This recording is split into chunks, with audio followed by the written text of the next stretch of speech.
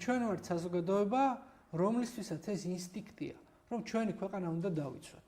და ხანდახან ამ ინსტინქტების დაკვაყოფილებას არასაჭირო ფორმებითაც კი ვახდენთ ხოლმე, ზედმეტად აქტიურობთ, როცა სამოქალაქო საზოგადოების როლი, რა თქმა უნდა, ძალიან მნიშვნელოვანია, მაგრამ ჩემი წარმოდგენით, მათ შორის ახალგაზრდები და ჩემ თავზე ვიტყვი პირველ რიგში, მე ვარ ადამიანი, რომელიც ბევრჯერ მდგარა ქუჩაში, მიტინგზე, სხვადასხვა ფორმით გაუპროტესტებია, ჩემ თავზე ვიტყვი.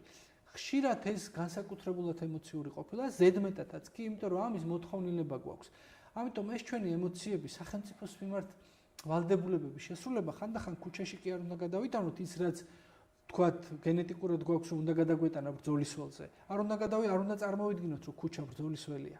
მშვიდობიანობის დროს ჩვენ არ უნდა მოიქცეთ ისე როგორც ომიანობის დროს. ეს ემოციები უნდა გადავიტანოთ სწავლაში და შრომაში.